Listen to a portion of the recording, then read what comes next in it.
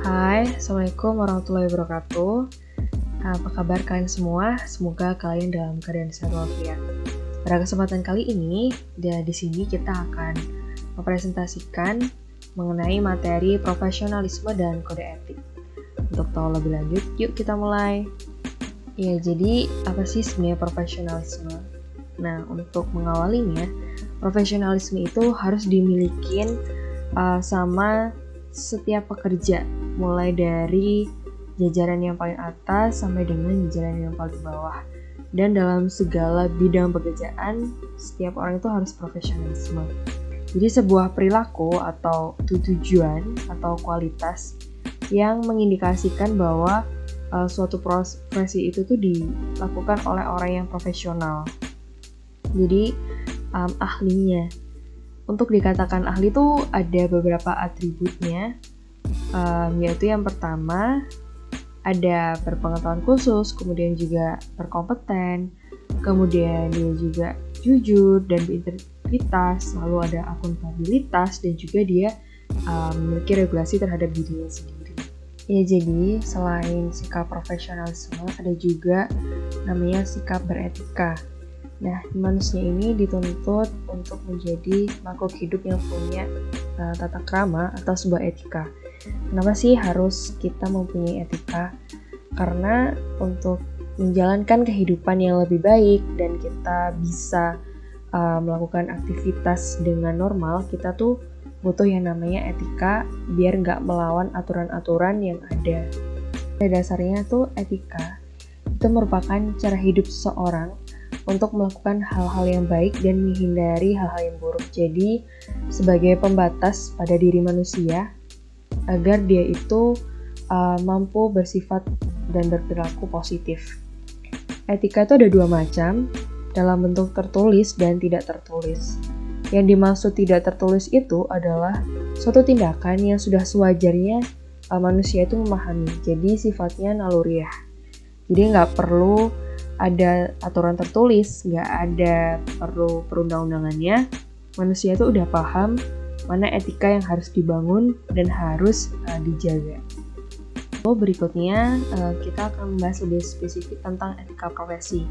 Nah, setiap profesi itu punya etikanya masing-masing, punya kode etiknya masing-masing. Seperti halnya dokter, mungkin juga engineer, kemudian mungkin ada perawat. Jadi selalu ada kode etiknya masing-masing.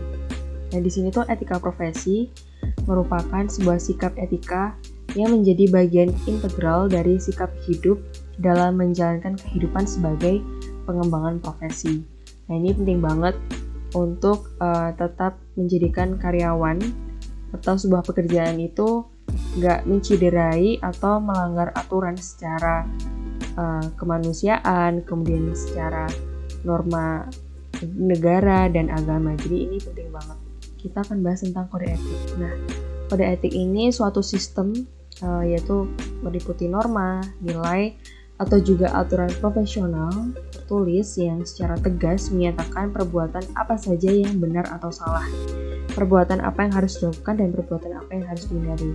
Kalau udah yang namanya kode etik ini, ketika kita bekerja dalam sebuah instansi ataupun organisasi, ini penting banget harus diaturi. Nah, untuk lebih memahami tentang segala aspek tentang profesionalisme, kemudian etika, profesi, dan kode etik, kita akan nampilin beberapa informasi atau berita dari segala macam hal tentang permasalahan di dunia pekerjaan dan dunia profesionalisme, yang mana bisa kita telah lebih lanjut apa saja hal-hal yang harusnya dilakukan dan apa saja hal-hal yang dilanggar. Ya, mari kita bahas selanjutnya dan kalian bisa baca lebih detail. Pelanggaran etik oleh Wakil Ketua KPK Lili Pintauli Siregar mencuat setelah sebelumnya ia dilaporkan sejumlah karyawan KPK karena turut tersangkut dalam kasus korupsi di Tanjung Balai, Sumatera Utara. Lili disebut melakukan komunikasi dengan pihak-pihak yang tengah diperiksa KPK untuk kepentingan pribadi. Perkara pelanggaran etik yang dilakukan oleh Wakil Ketua KPK Lili Pintauli Siregar berawal dari laporan mantan Direktur Pembinaan Jaringan Kerja Antar Komisi dan Instansi KPK Sujanarko bersama 2 penyidik KPK, yakni Novel Baswedan dan Rizka Anungnata, ke Dewan Pengawas pada 8 Juni 2021 lalu.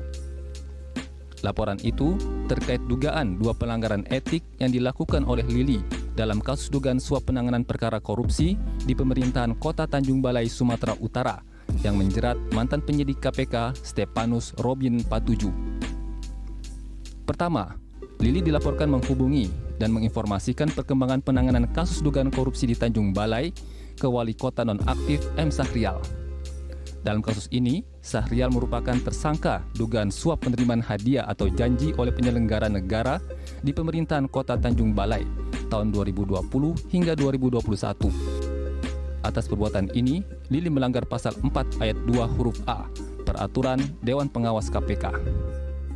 Pasal itu mengatur bahwa insan KPK dilarang mengadakan hubungan langsung atau tidak langsung dengan tersangka, terdakwa, terpidana, atau pihak lain yang ada hubungan dengan perkara tindak pidana korupsi yang diketahui perkaranya sedang ditangani oleh KPK, kecuali dalam rangka pelaksanaan tugas dan sepengetahuan pimpinan atau atasan langsung. Kedua, Lili dilaporkan menggunakan posisinya sebagai pimpinan KPK untuk menekan M. Sahrial terkait penyelesaian perkara kepegawaian adik iparnya, Ruri Prihatini Lubis, di perusahaan daerah air minum Tirta Kuala, Tanjung Balai. Atas perbuatan ini, Lili melanggar prinsip integritas yang tercantum dalam pasal 4 ayat 2 huruf B Peraturan Dewan Pengawas KPK. Pasal ini mengatur bahwa insan KPK dilarang menyalahgunakan jabatan dan atau kewenangan yang dimiliki, termasuk menyalahgunakan pengaruh sebagai insan komisi, baik dalam pelaksanaan tugas maupun kepentingan pribadi.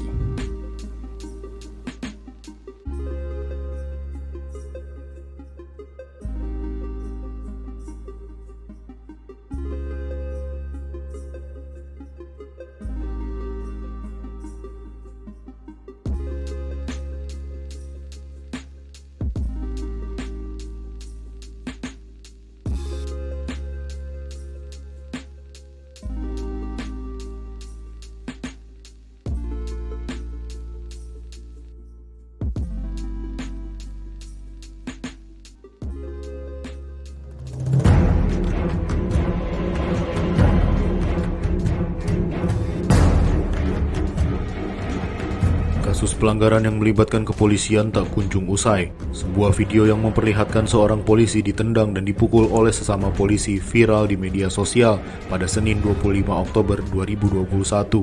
Peristiwa yang terekam melalui kamera pemantau itu terjadi pada Kamis 21 Oktober 2021. Pelaku pemukulan adalah Kapolres Nunukan, Kalimantan Utara, AKBP Syaiful Anwar. Buntut dari pemukulan tersebut, Polda Kalimantan Utara telah mencopot AKBP Syaiful Anwar dari jabatannya sebagai Kapolres Nunukan. Syaiful juga menjalani pemeriksaan etik oleh Propam Polda Kalimantan Utara. Sementara itu, korban pemukulan yang juga merupakan anggota Polres Nunukan, Brigadir SL, juga menjalani pemeriksaan etik oleh Propam Polda Kalimantan Utara terkait pengunggahan video yang dilakukannya. Pemukulan dipicu oleh kemarahan Kapolres Nunukan atas sikap anggotanya yang sulit dihubungi ketika gangguan telekomunikasi saat Kapolres akan melakukan rapat daring dengan pihak Mabes Polri. Nah, itu tadi presentasi sekilas dari kelompok kami yang mana menjabarkan lebih singkat dan padat tentang profesionalisme dan kode etik dalam dunia bekerja. Semoga penyampaian materi ini bisa bermanfaat buat kita semua dan nantinya kita bisa menjadi calon-calon pekerja yang lebih positif dan lebih bersemangat yang penuh dengan achievement.